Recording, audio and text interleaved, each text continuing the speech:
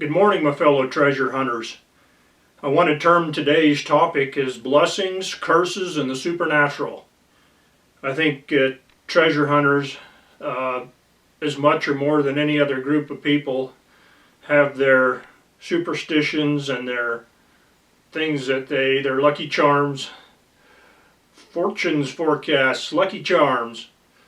No, seriously, there is a lot of historical evidence to support the theory of curses, blessings, and the supernatural. And where it comes to treasure hunting, this is no exception. Talked about before the Spanish and the Portugal and perhaps even the French superstitious things that they did to protect their treasure sites. And one of the things that we find all over these treasure areas are somebody's termed a cat face.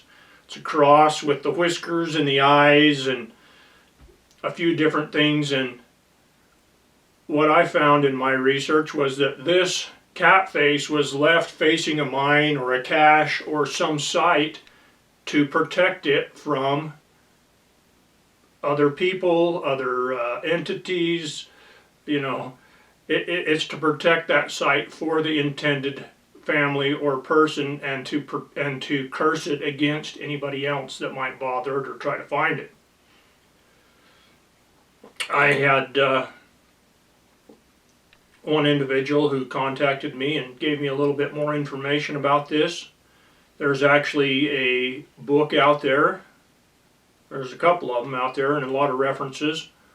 But basically, this practice, this black magic practice, was forbidden by the Catholic Church, the Crown, the King, but these things were still smuggled in too, and these ceremonies and things came with the Spanish miners and the individuals that came here, the families that came here looking for gold and silver and treasure.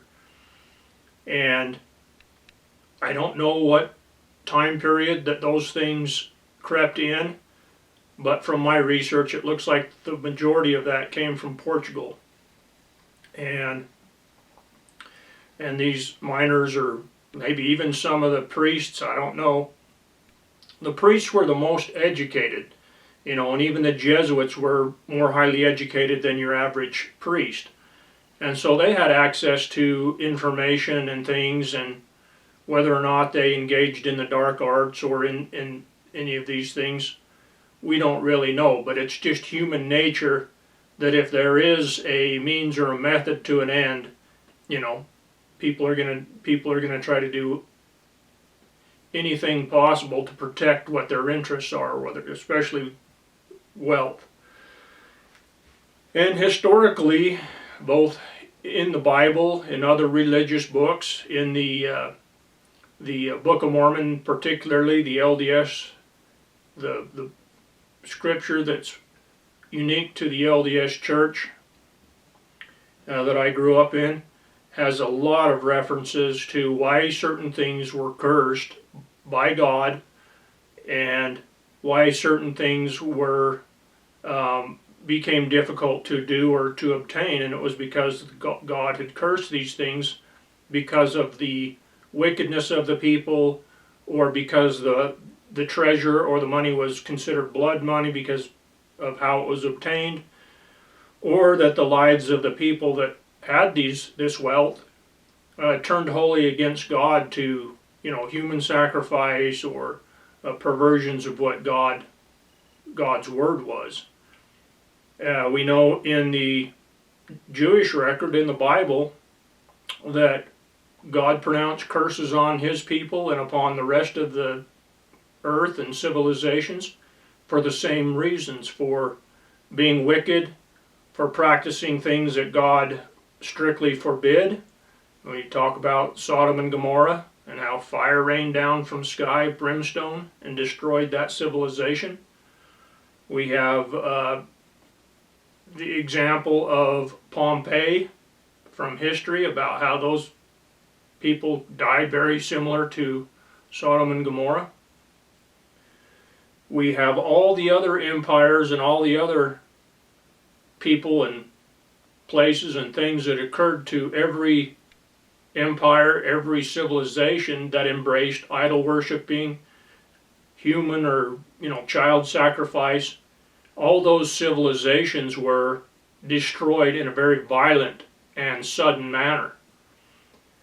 And we see as civilization continues to spiral downward today that our nations become more and more ungodly. Things become more difficult. The blessings of God are turned to a curse against the people that start to engage in these things. And sooner or later, that nation or people that engage in those things and embrace them and don't get rid of them are going to be destroyed. That's the pattern of history. That's the danger of erasing history and not looking at the patterns from the past, is that we are doomed to repeat those things. Now, I want to talk about some interesting things here that we as human beings, we accept supernatural occurrences and things. That's part of our nature. The fact that most of civilization engages in some kind of religious worship, has some type of religion, tells us that our very human nature, our DNA, tells us there are supernatural things or forces that are at play in our lives and in the development and creation of Earth in this solar system that we live in.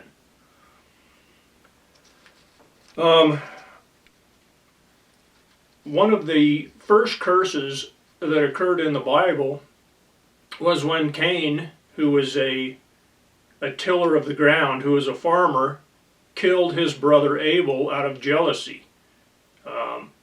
We don't fully understand exactly what went on, but there was some kind of enmity, some kind of bad feeling between Cain and Abel. And Cain was jealous probably of Abel's success. The Bible tells us that Cain was mad at Abel because God accepted Abel's offering, his whatever he brought to God as an offering, and God did not accept Cain's offering. And so it said Cain was mad. Whatever happened there, Cain killed his brother Abel. And then God appeared to Cain and he said, "Where's your brother Abel?" And Cain voiced those famous words in the Bible, "How should I know? Am I my brother's keeper?" And then God went on to say, he said, "Well, thy brother's blood crieth up from the ground against thee." In other words, the earth that God created shows me that, you killed him and his blood is on the earth, is in the earth. And then he pronounced the first curse that we know of in that time period in the Bible.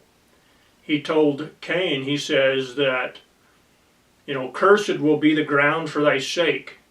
So Cain was a farmer. God said that the earth would not bring forth its fruit. It wouldn't grow crops for him anymore. And then God also went on to say that Cain would wander as a stranger and a vagabond in the earth. And then later he says, Cain whines or complains, and he says, "Well, whoever sees me is going to kill me." And God says, "Well, I'm going to put a mark on you. I'm going to put a mark on you that whoever sees you will recognize you for who you are and for what you did." Well, literally, in the human DNA genome, we know that there is a spectrum of every skin type, hair color, eye color on the face of this earth today. We can look around and see all the nations of men and their distinctive differences that kind of set them apart as different nations, different groups of people. When groups of people go into one area, they develop certain traits and characteristics. And so we know that it's skin color and eye color and all these things are common to man. So what kind of a curse could God put on Cain that would differentiate him from all other mankind on the face of the earth?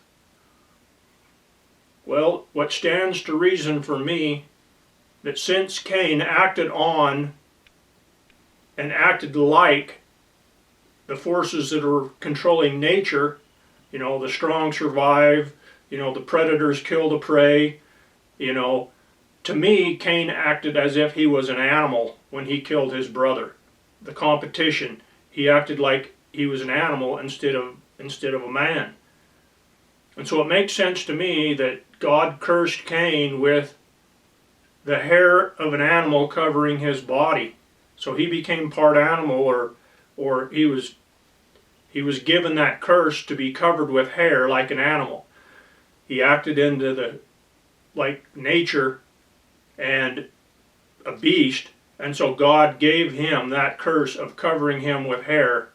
And I believe that Bigfoot, that is seen all over the earth by different people, who seems to have supernatural powers, who has been seen on every continent and every land on this earth, and by every group of people, they all have a legend or a myth, or people call it a myth or legend, but if, you know, people have seen this individual in every nation on the earth and in every big forest and place, then there's something there, you know.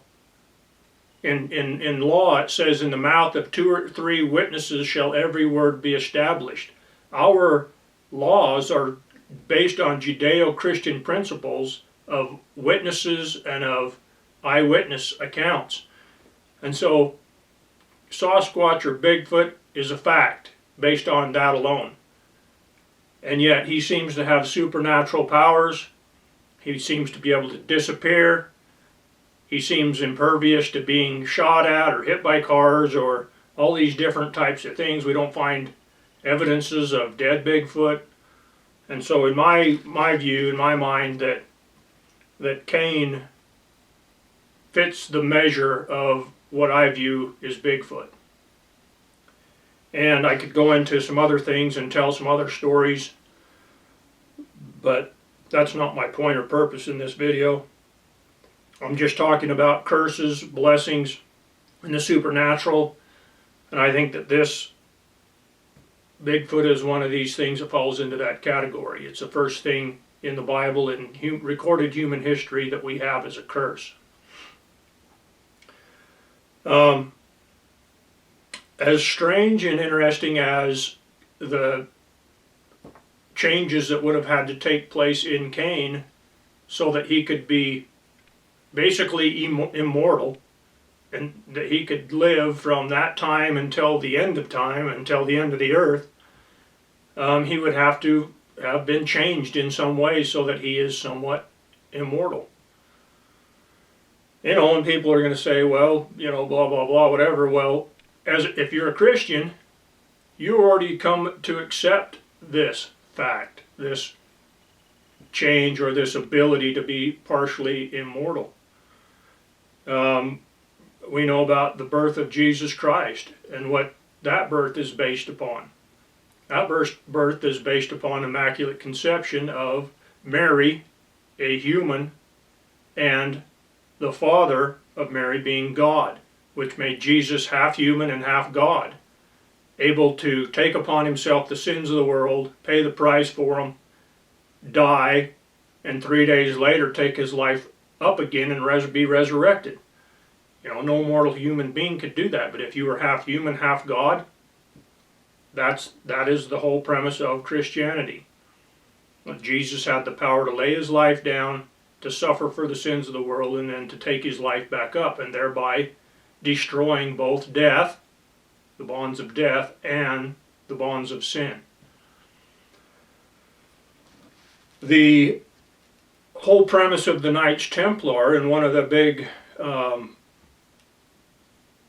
conspiracy theories or or maybe it's not a conspiracy theory, is the Holy Grail. That the Knights Templar took these, the Ark of the Covenant, the Holy Grail, the things that were in the temple when they took Jerusalem back from the Muslims and the Holy Land, was that they took these holy items and hid them somewhere else. And they took these items. Well, it's basically known history that the Knights Templar, the main thing that they were after was not these artifacts of religion, even though they felt they were important to be preserved as evidence of God's dealings with the Jews, with mankind. But it was that this Holy Grail, the whole secret or meaning behind the Holy Grail, wasn't this cup that Jesus drank out of at the Last Supper, even though that's a physical artifact that has interested historians and those seeking after the eternal life, and we all know the Indiana Jones movie. But the Knights Templar, what was behind that was their belief that the Holy Grail was actually the bloodline, the descendants of Jesus Christ. And the Knights Templar were trying to preserve this holy bloodline. And so it's been speculated by some that that's why the Knights Templar were raised up and protected and helped and strengthened until they accomplished this mission in protecting and taking away from the dangerous area and from these the French, the Spanish, the English. Behind the scenes were all secretly, supposedly, trying to obtain this bloodline so that the crown, the kings and the queens and the princes and all that could manipulate this bloodline into their own bloodline to create the immortality. And I mean, they believed it, and that's one of the things they were seeking to do. And if we look at society today, in the deep depths, the bowels of behind the scene with the elite and the wealthy, those are things that they're still trying to accomplish and to do. I mean, these, you've heard of the children's sacrifices and how they torture children to obtain this adrenaline, and that by using that in their own body, by drinking it or whatever they do with it, that they can, prolong their own life. And a lot of people take this as a conspiracy theory, but as time goes on and we see the perverted and corrupt things that this group of people is doing, nothing surprises me anymore. And we have all these missing children in the world. Where are they going? How are they disappearing? Why is this not being stopped? Well, if it's being done by the wealthiest, most powerful segment of society, it remains pretty obvious why it's not being stopped and why it's not being uncovered. When you look around today at all the crazy things that are going on, when we look at history at all the crazy things that happened, nothing has changed since the beginning of man until this day. The same things are going on. Man is engaged in the same things for good or for evil. Nothing has really changed except for technology, for our abilities to have, our living conditions, all our living conditions, technology. These things have changed to the benefit of man. But the good that man engages in, man's beliefs, and the evil that man engages in, those things are continuing to stay the same, and in some instances get worse. Back to the Knights Templar briefly. Isn't it interesting that at a certain point the crowns of England and France and Britain the Catholic Church all of a sudden went from supporting, protecting, employing the Knights Templars to seeking to destroy them. Well, we know part of this was because the kings and the wealth and the crown and the Pope all started to see how powerful this group of people was becoming and how wealthy they had become, and they lusted after, they wanted their wealth and their treasure.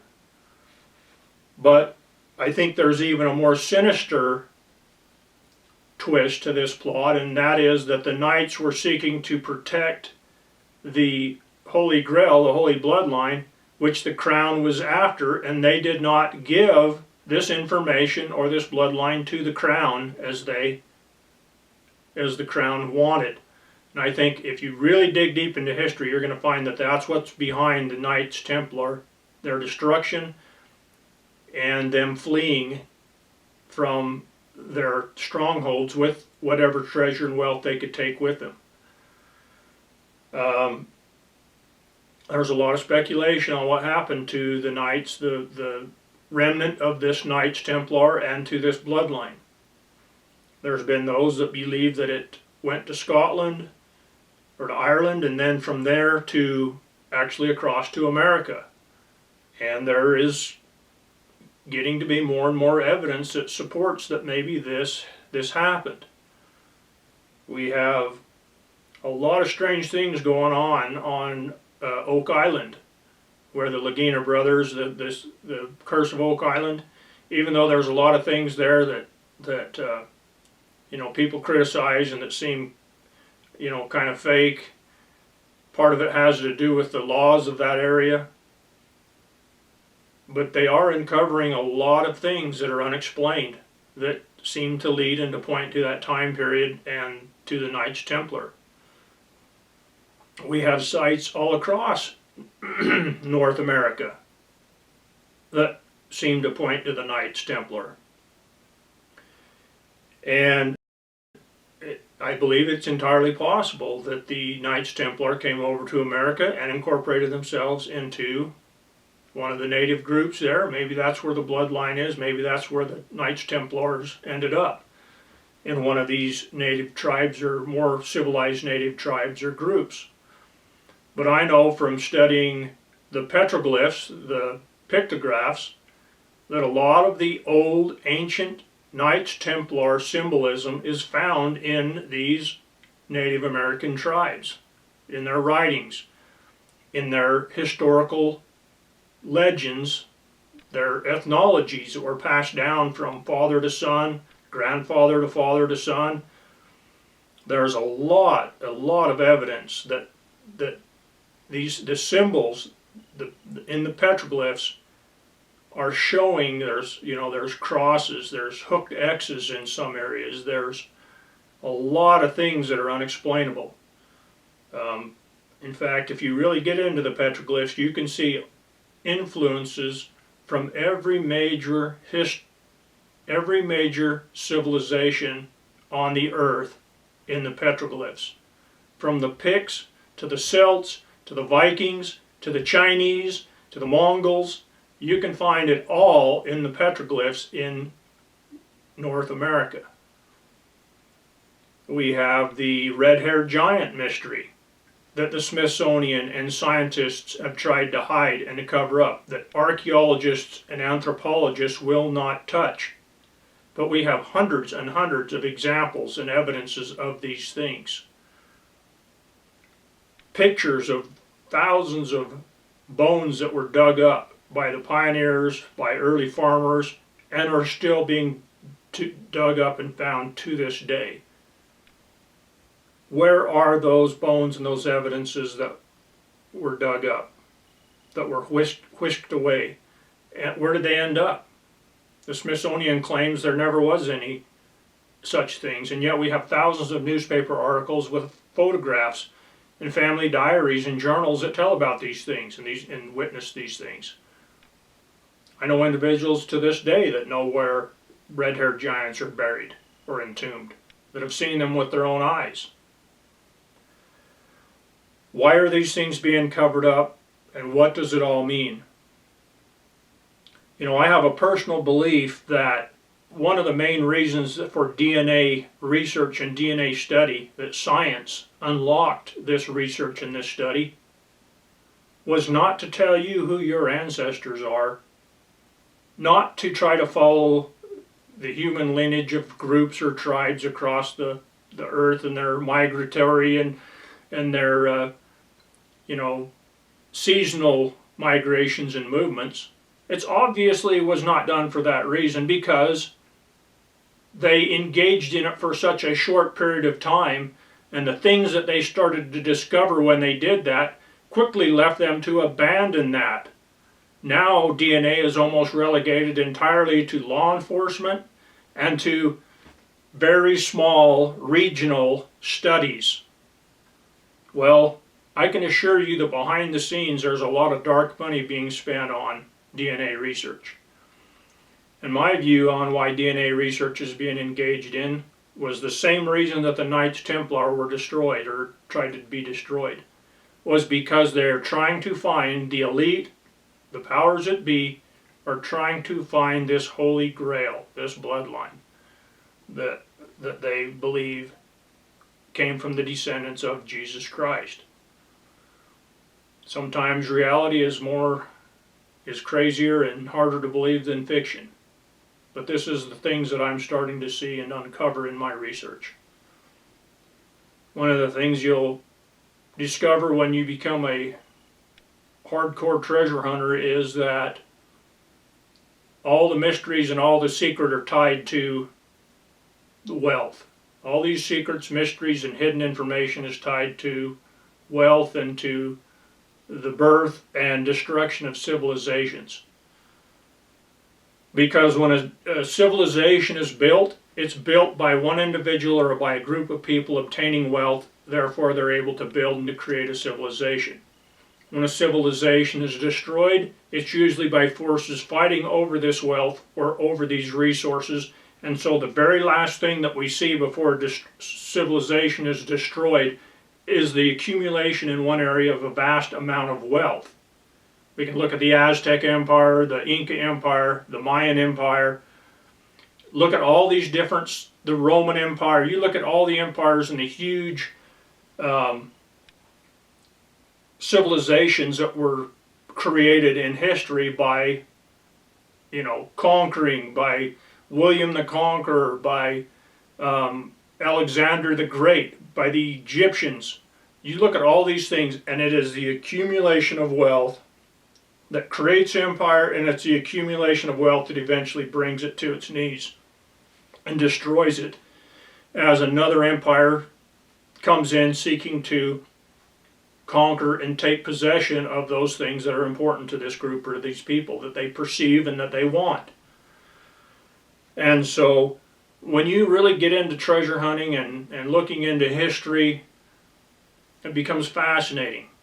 That's where you start to uncover some of these mysteries, some of these things that civilization has been doing for millennia, and some of the things that they were trying to accomplish.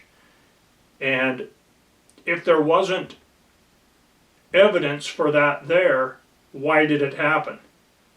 If the Knights Templar did not have the bloodline of descendants of Jesus Christ that they were trying to protect, why did they run away? If it was merely for wealth or for treasure, it makes no sense, because they could have bought or bartered their own freedom and their own protection from the crown or from these kings and these kingdoms by merely just saying, hey, save us, preserve us, we'll change, we'll do what you want, and we'll give you our wealth if you'll not destroy us. But they were tortured to death. They were tortured to death for their secrets and for the things that they wanted. And history doesn't always tell us what those things were.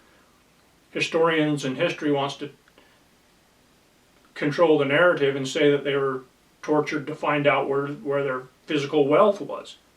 But how many people on this earth are going to go to their grave at being burned at the stake or being pulled apart by these machines or by horses or whatever, or tortured to death for gold or silver. Nobody in their right mind is going to do that. And so the things that they were trying to protect were bigger than what they considered their lives, bigger than themselves. And they went to their grave protecting these secrets. And you would have to be pretty dedicated and believe pretty firmly in something that you were going to die for it. So going on to curses, wealth that is obtained in violent or by dubious methods is often considered cursed. That it's blood money. Well, we have evidence of this throughout history about the things that have happened to certain people that have seeking after this cursed or this treasure or this stuff that was supposedly cursed. One very interesting example that I can think of is found in early Mormon history. And I don't know if anybody knows about Orrin Porter Rockwell, but he was a bodyguard for Joseph Smith. And he was considered a Danite, or I'm trying to think of the term that they used for Samson, who I think they called Samson was a Nazarite or something like that. Anyway, basically, according to the Bible, Samson was blessed that if he never cut his hair, he would have superhuman strength. And Orrin Porter Rockwell was the same way. He never cut his hair, his beard, any of these things. And I think in Orrin Porter Rockwell's life, he only had his hair cut once that I know of. And that was because there was a lady who had lost all of her hair, and she was very bothered and embarrassed by it. So Orrin Porter Rockwell had his hair cut and a wig made out of it and gave it to this lady. So that's probably an interesting thing in history that you'd never heard of before. But anyway, Orrin Porter Rockwell was with a group of men who decided one night they were going to go after this treasure. And I don't know the backstory entirely of it, but he went with them. And during the course of the night, they hit something in the area where they were looking. They were digging, and they hit this, and this uncovered a chest. But this chest was embedded in the stone, like it had literally been part of the stone.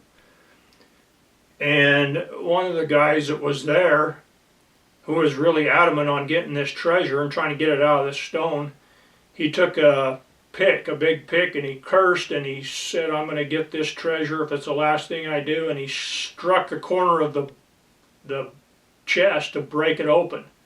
Instead of trying to get it out, he elected to break it open, and it broke off a piece of this wooden chest. And at that very moment, the ground rumbled, and there was an earthquake, and that chest and that stone it was embedded into sunk and right into the ground and disappeared. And it scared everybody so badly that they all just took off. They were frightened and they took off. But Orrin Porter Rockwell reached down and he grabbed this piece of this chest that was there and took it back with him, and it's been in the Mormon church archives or part of their history. I don't know if it's in a family now or if the church still has it, but I know that there were people that saw it and witnessed they'd seen it, and it was in the church for many years. So that was a supernatural event. That treasure was either cursed or protected by God or by some force, and man, no matter how hard they tried, they couldn't get it. And I think that might be the case, with some of these treasures, with these Aztec treasures that were obtained by human sacrifice or by the Spanish slaving these Indians in the mines, that unless there's a literal need or purpose for it, that God determines that this treasure could be literally cursed. And we know that a lot of people that are treasure hunters and different things, they use every means and method you could think of possible, from trying to talk with the other side to dowsing. Now there's a lot more technology being brought into treasure hunting, from ground penetrating radar to deep seeking detectors. We have LiDAR, we have thermal imaging. The sky is the limit on the things that are coming up. Now they have technology that determines magnetic anomalies and things that find ferrous metals. But this is no guarantee. Even when large anomalies have been discovered or found, it's not always possible to get or recover these treasures.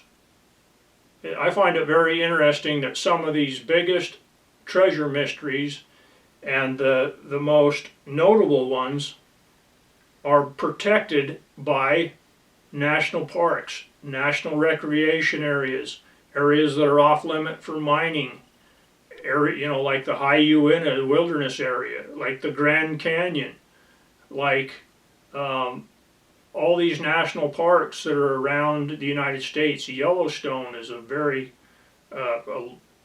lot of gold and precious metals are in that Yellowstone region, all that volcanic activity and that thermal water that's there. You look at all these areas across the United States, and it seems like that the most notable areas are protected by some type of land designation. Now, whether that's by man's design, or it just happens to fall under, chance and circumstance, or whether that is by the divine intervention or protection of God. I don't know. I can't answer that question. But I do know that the deep state, the globalists, the elite, I believe that they're part of the evil forces that are trying to control and manipulate mankind. And I think that they are privy, that they know and understand some of these things, and when they come across information, they take certain steps and try to do certain things to isolate and prevent humanity, mankind, the masses, from being able to have access to these resources, to this wealth, to these treasures, and better themselves. They're trying to keep the majority of humanity in poverty so they can manipulate and control, and so that they can make money off of our backs, off of what we do. And they're part of the evil force. They're part of that opposition, that opposites that we see. Everything on earth, it has opposites or oppositions. And just as there is a good power, there is an evil power, seeking to stop that good power. Well, how does this pertain to treasure hunting or anything else in life? I guess it means that there are supernatural forces at play here. And that, we have to work as humans or as treasure hunters or whatever we do with the powers and forces of nature and of the earth and of God to accomplish things in our life. And we know that when we do the things that to help other people, that we're happy. When we do things to help our family and for the good of the country, for the good of freedom, that we prosper as a nation, that we become more wealthy. And when we become more wicked, more idle, when we start engaging in superstitions and going against the laws of God, that we find unhappiness, we find discord, we find division, we find wars, famine, disease. All these things that are bad come out of going against the things that we know in our mind, in our conscience, are good. When we go against those things, then we find unhappiness. And you know, people can have the opinion that they want, but I know that the time's going to come when all of us, large and great, good and evil, are going to stand kneel before the judgment bar of God and be judged for the things that we did while we were here on this earth. And so, I guess if I have any advice to you, it is to seek good, it is to seek freedom, and it's to put our lives in the things that are more important in their proper place, in their proper order. You know, if we go back in history, we look at, let's take for instance the Aztec. The Aztec were a very powerful civilization, and they rose to great power very rapidly. But there came a certain point when they started enslaving their neighbors. They started human sacrifice, and they started going down a path of what we see in the rest of the world when civilization becomes at their pinnacle before they fall. And it's my belief that God raised up and brought the Spanish here to bring the Aztec Empire to its knees. And the Aztec Empire at one time had been they had some great things happen to them. They had some very spectacular history. Anyway, if you go back into the old history books, you will hear about the legend of Quetzalcoatl, the bearded white god, the plumed serpent talked about. If you get in modern Wikipedia and in modern history in school, they don't hardly talk. They might mention Quetzalcoatl, but they don't talk about him as the bearded white god. So I have here a world history, perspectives from the past. You know, this was a textbook, a history book when I was in high school back in the 80s. And just a few short years ago in the 80s, some of you weren't even born in the 80s, but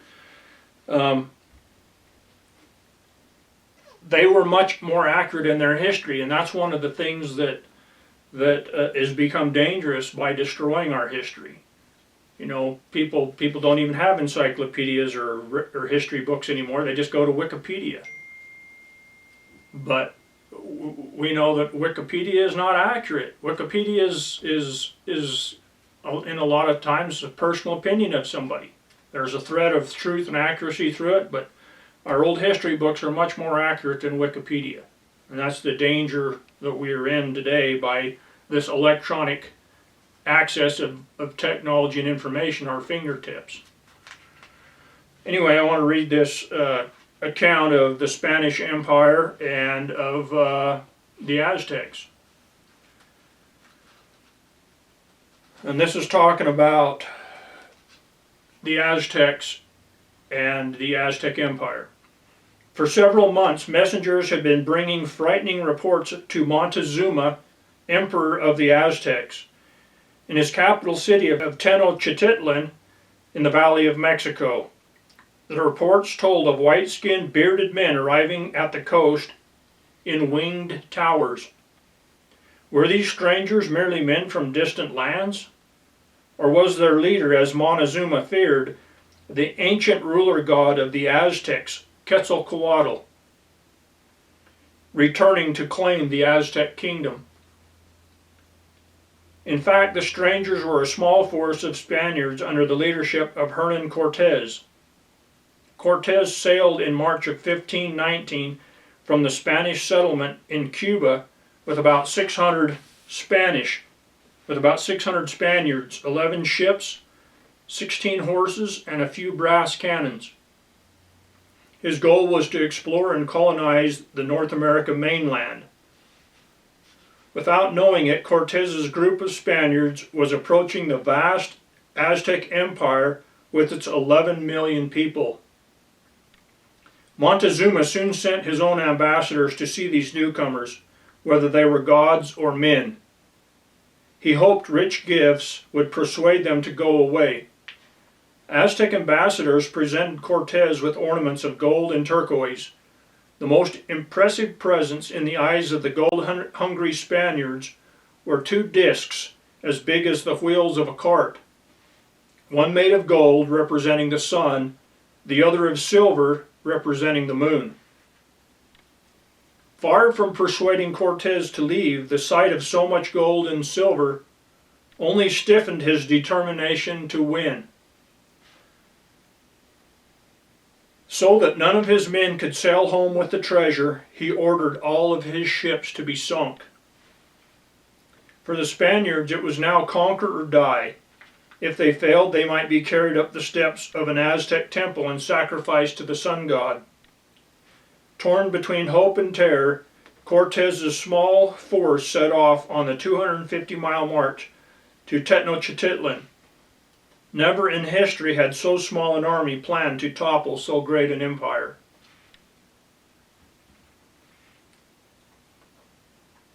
Cortez's action had far-fetching results. His handful of Spaniards destroyed the Aztec Empire. This conquest laid the foundation for an empire that made Spain the richest country in Europe.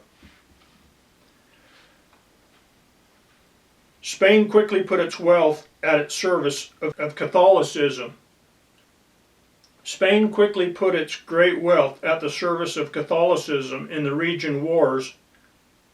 religious wars that shook Europe throughout the 1500s and 1600s.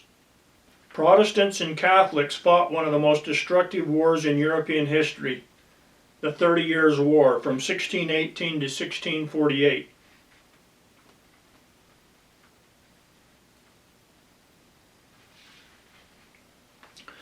After Cortez's fateful decision to sink his ships, he was committed to a war against the Aztecs. The Spaniards were overwhelmingly outnumbered, but they did have several advantages. They were equipped with weapons the Aztecs had never seen. They had horses and steel swords and armor, crossbows and light artillery. Cortez also had another advantage. Traveling with him was a young Indian woman who had been given to him as a slave when his group first landed. Her name was Malinche, and she spoke the Aztec language and several others.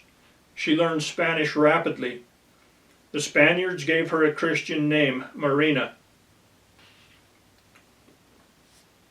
Donna Marina soon became Cortez's invaluable aide.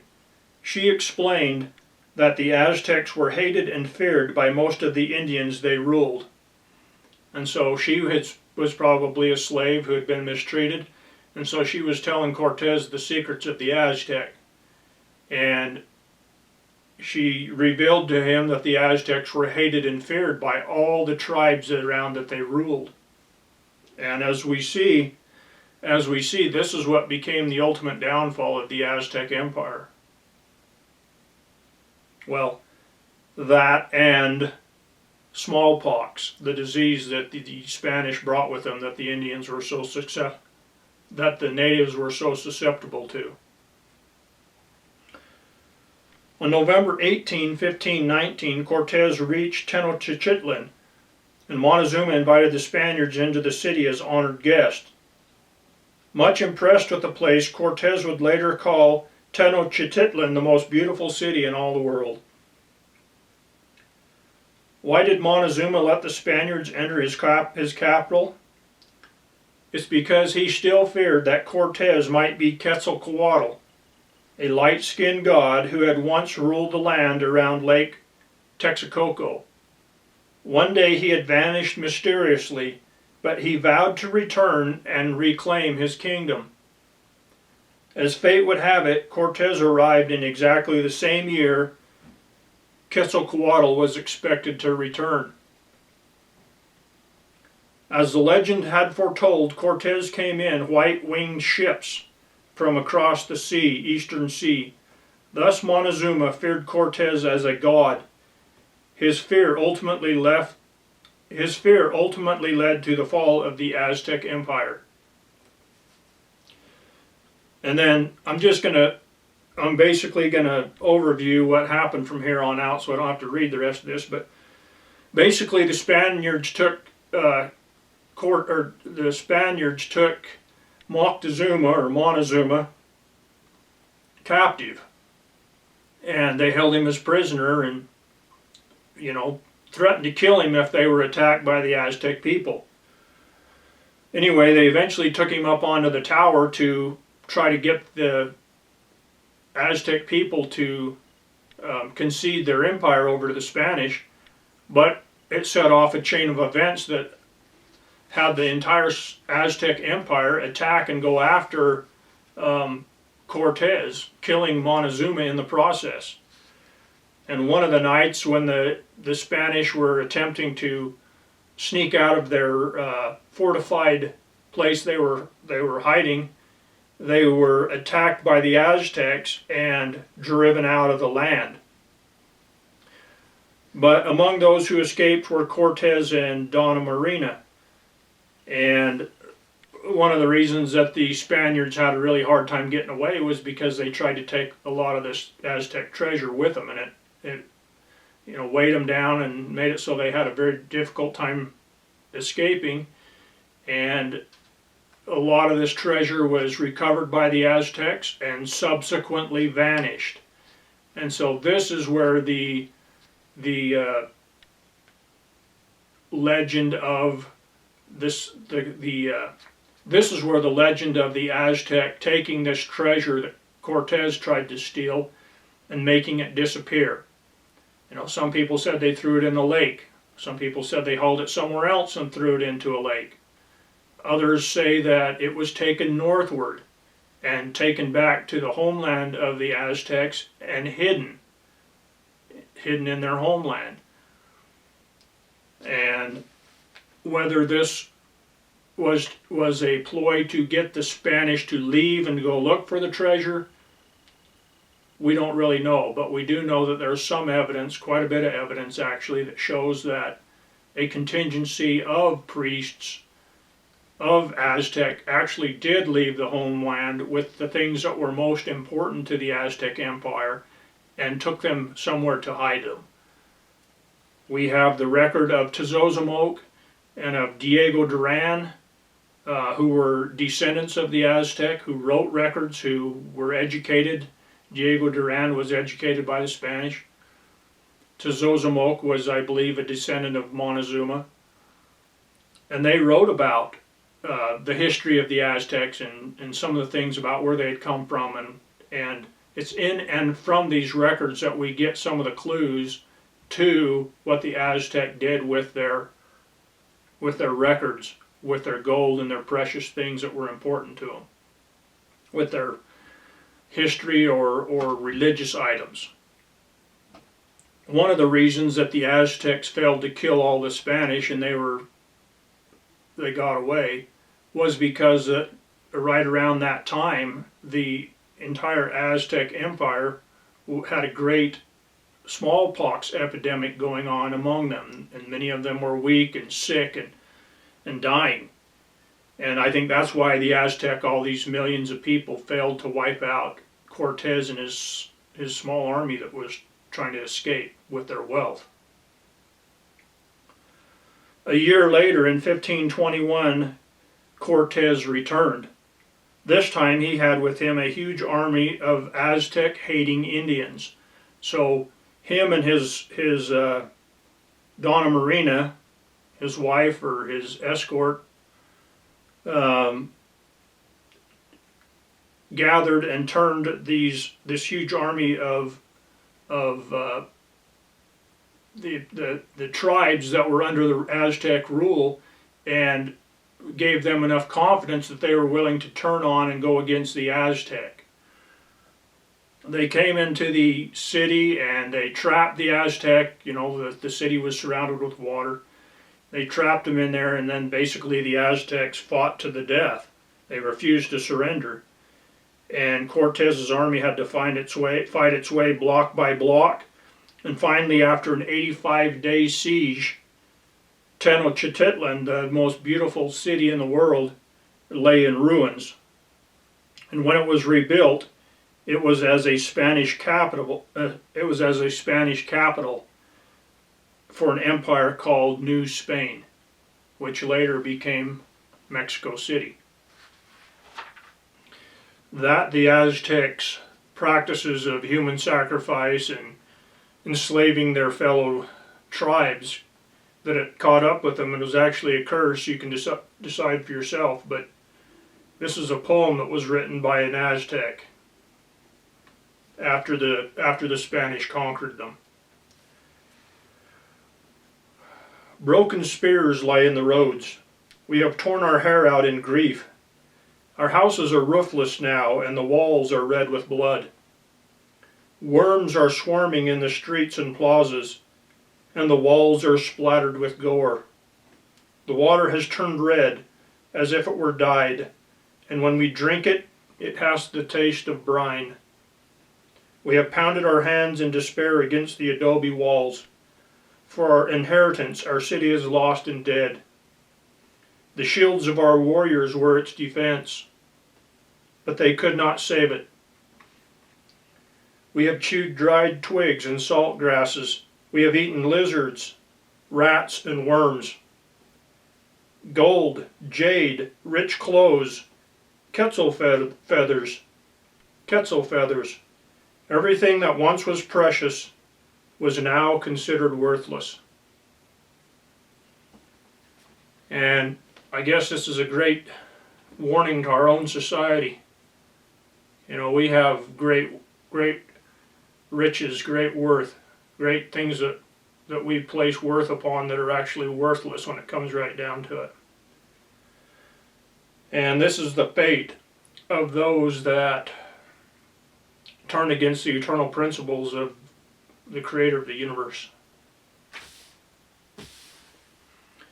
So that's kind of the legend of Quetzalcoatl and where that came from. There are historians that believe that Quetzalcoatl, or the bearded white god, or the bearded leader of the Aztec, was a individual from either the Welsh or the Greeks or the Romans or some other white race, had come here by ship, had made friends with the Native American people, and had brought technology and information, and they were treated as a god, became the ruler of their empire, and then either sailed away back to their homeland and promised to return, or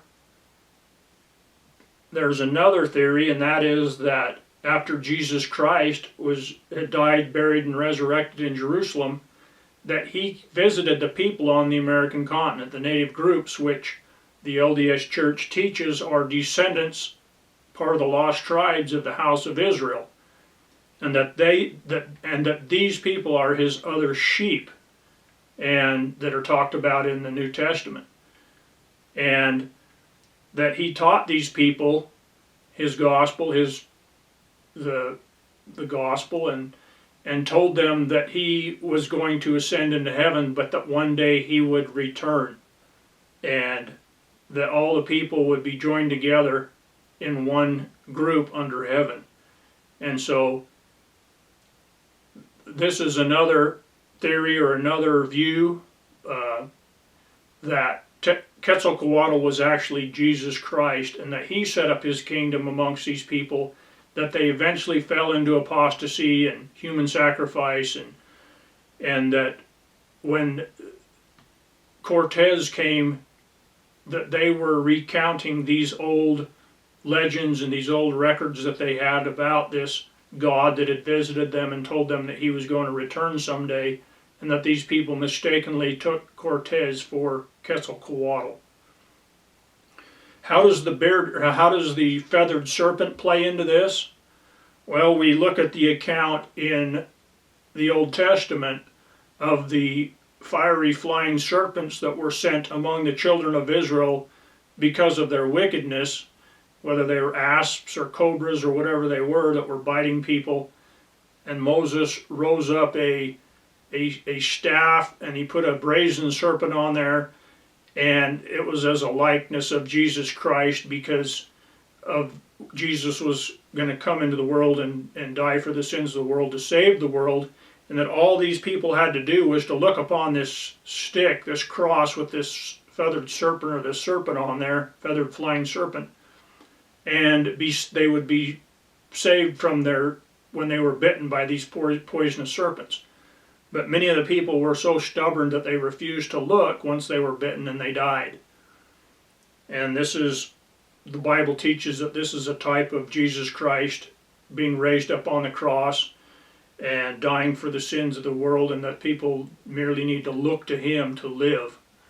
And so this is part of how that legend of Quetzalcoatl, the feathered flying serpent, could have been handed down to these people if they were descendants of the house of Israel.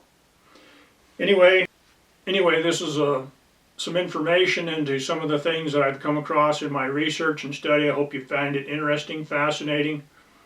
I hope you can find some things that correlate with your own beliefs and that help you in some way in life or in your treasure hunting and your adventures. Thanks. I hope you have a great day.